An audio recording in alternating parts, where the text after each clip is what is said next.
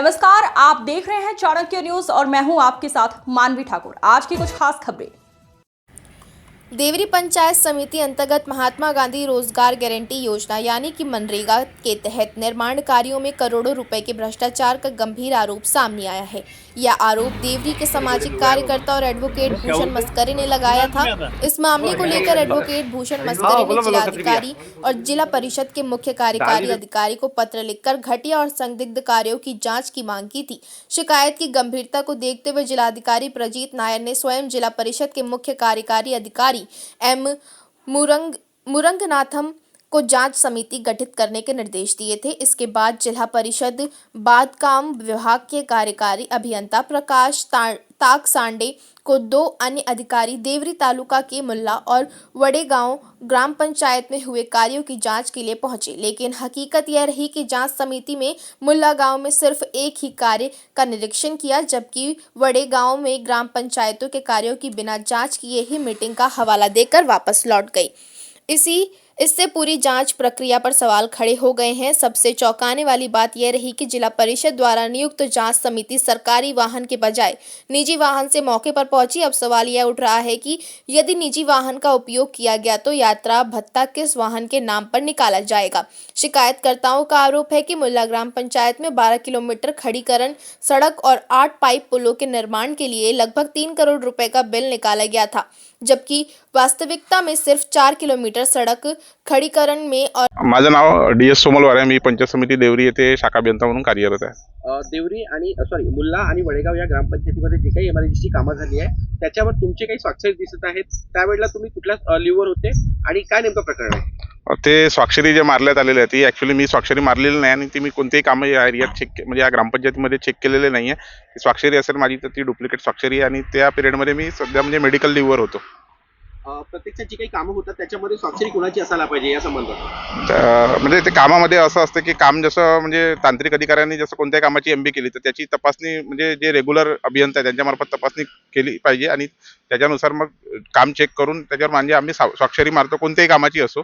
पण इथे असं झालेलं आहे की काम न चेक करता माझी डुप्लिकेट सही मारण्यात आलेली आहे। मुल्लामध्ये चौकशी समिती आलेली होती या ठिकाणी आणि तुम्ही देखील आले होते, तुम्हाला स्वतः देखील माहित झालं की माझ्या बोगस सिग्नेचर झालं, तर या संदर्भात आता तुम्ही स्वतःसाठी काय पाऊल उचलणार आहात?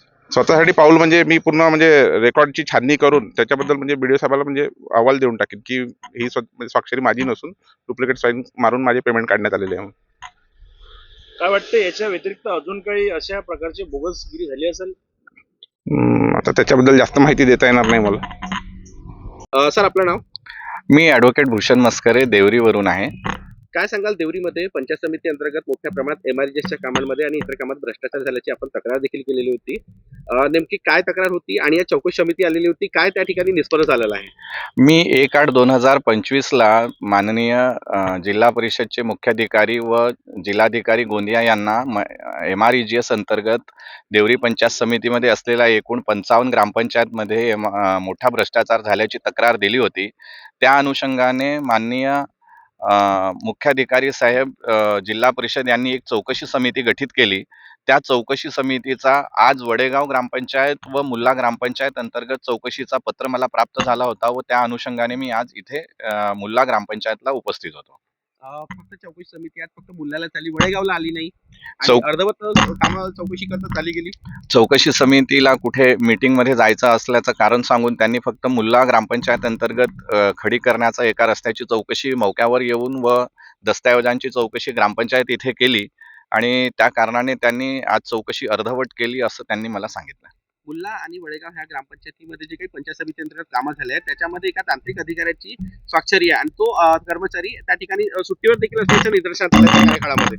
काय नेमका विषय आहे? मी वेळोवेळी तक्रार केल्यानंतर सोशल मीडिया आणि काय म्हणतात समाचार पत्रांच्या माध्यमातून व स्वतःच्या पत्राच्या माध्यमातून अधिकाऱ्यांना हे कळवलं होतं की जे SD सोमलवार जे सेक्शन इंजिनियर पंचायत समिती आहेत त्या काळाला ते मेडिकल लीव्हर होते आणि खूप साऱ्या ज्या एस्टिमेट करण्यात आले पंचायत समिती अंतर्गत अनेक ग्रामपंचायतमध्ये त्या सगळ्या एस्टिमेट्सवर जी तांत्रिक मान्यता असते त्यावर त्यांची मूळ सहीच नाही, तर त्यांच्या नावाचा वापर करून त्यावर खोटी सही करण्यात आली, याची जाणीव मी आधीच अधिकाऱ्यांना करून दिलेली होती. इनिशियल मध्ये पण काहीतरी शब्दांचा बदल करण्यात आला आणि जेव्हा की त्यांचं नाव DS सोमलवार आहे, परंतु जे एस्टिमेटमध्ये तांत्रिक मान्यता आहे जर ती आपण बघितली, तर त्यामध्ये त्यांचं नाव SD करण्यात आलेलं आहे. जवळपास किती कोटीचा भ्रष्टाचार झाला या 2 ग्रामपंचायतीमध्ये?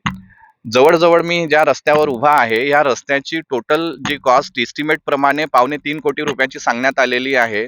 तर जवळ 2 कोटीच्या जवळपास भ्रष्टाचार तर फक्त ह्या एका रस्त्यामध्येच म्हणजे प्रथमदर्शनी दिसून येतो.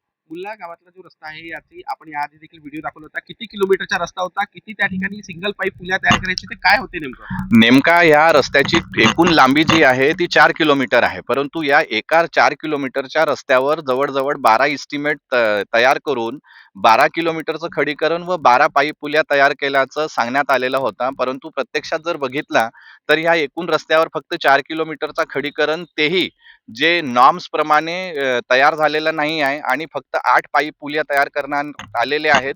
ते पण एस्टिमेट पेक्षा कमी दर्जाचं आहे. किती पाईप त्या ठिकाणी टाकायला पाहिजे होते पुलामध्ये? एस्टिमेट प्रमाणे जवळ एका एस्टिमेटची कॉस्ट 19 लाख ते 23 लाखच्या दरम्यान दाखवण्यात आलेली आहे. तर त्याप्रमाणे या पाईप पुलिया जो आहे तो तयार करताना जवळ 9 पाईपचा वापर व 1.5 मीटरच्या जे प्रोटेक्शन वाल आहे त्याचा वापर करायला पाहिजे होता. परंतु आपण जर प्रत्यक्षात बघितला तर फक्त 600 च्या 3 पाईप आणि जवळ 1 ते 1.5 फुटाचं त्याला प्रोटेक्शन वॉल करण्यात आलं आहे. ते सुद्धा त्या क्वालिटी प्रमाणे आणि नॉर्म्स प्रमाणे नाही आहे. समिती आता पुढच्या वेळेला कधी येणार आहे? काय तुम्हाला पत्रव्यवहार करण्यात आला आहे? आधी अर्धवट चौकशी झाली त्या संदर्भात. अजून पुढच्या वेळेस कधी चौकशी होईल याची माहिती ते मला पत्राद्वारे देणार, अशी त्यांनी मला माहिती दिली आहे.